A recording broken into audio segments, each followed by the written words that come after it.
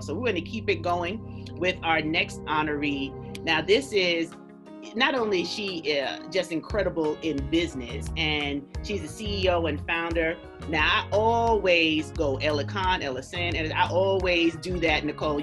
I know you're gonna beat me later. But what I love about her, because not only is her business just incredible in what she's done in an industry that is dominated by men, this is a bad to the bone prayer warrior. Like, we don't have to talk every day.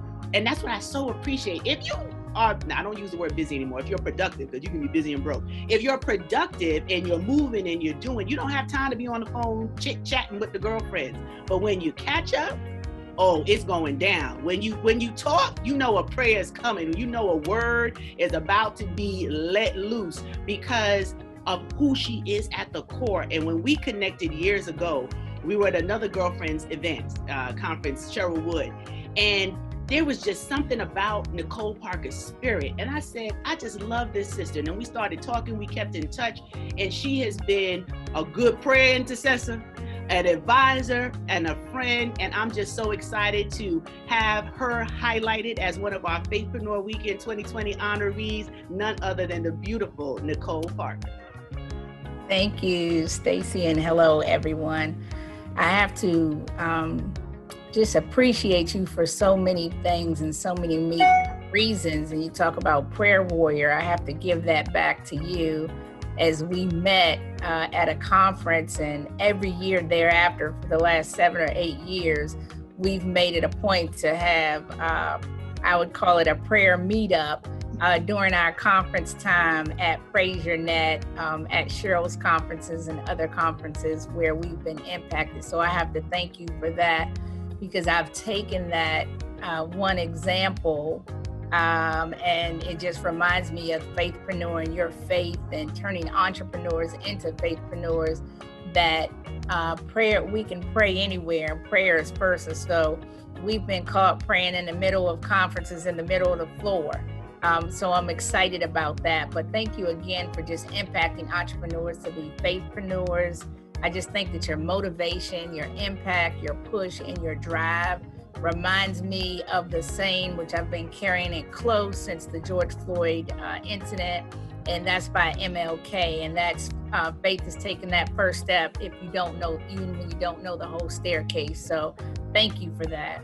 And I think that as faithpreneurs, no is not an option. I always have said in a lot of my teachings or walks that no stands for next opportunity, because I am that person that has had doors closed in my face or been told no. And so I take it as next opportunity. And so maybe not right now. And sometimes God says not right now, but it will happen. And so I'm excited to say walking by faith and not by sight is something that we have to do. And that's what Faithpreneur represents in today's time. While we can plan ahead and prepare, we can't predict the future. And so therefore, one of the other things I like to say is go for the win. And what is win? And that's what's important now. And if we just look at 2020, I was just talking, just the number of deaths from COVID and how it's impacted the African-American community, and how George Floyd's impact has made the African-American community put COVID aside and bring each other together, and something that we can get caught up in times where the African-American community may not be working together, but we're working against each other. And so George Floyd has drawn that impact to bring us closer at every level, from poverty to middle class to upper class. And so that is one thing that I am excited about the time. And being a Black woman, having to walk 3 times as fast. And Cheryl, I'm not sure if you know who I am, but I worked for Daryl for many years, and I'm looking at you on this camera, and you guys look more and more alike. You are 2 beautiful powerhouses. I loved your video. So many people asked me, was that the lady that you used to work for? I said, nope, that's her sister, and she's a powerhouse too. So congratulations. And Caroline, we got a chance to connect at Black Enterprise. I think you're an awesome sister, and keep doing what you're doing. And Stacy, I got a chance to just look at Faithpreneur and look at some of your past awardees and honorees, and you are bringing some powerhouses together. And so congratulations to you. Keep doing what you're doing. Don't stop at it now. Don't let this time stop you. I think the biggest thing about COVID and George Floyd's death is we've all had no choice but to sit down, sit still, reflect, navigate, and transition into a different way of life and living. And so we have to take that faith and say, what is going to be our different way of life and living? And most importantly, just training up that new generation as faithpreneurs and entrepreneurs.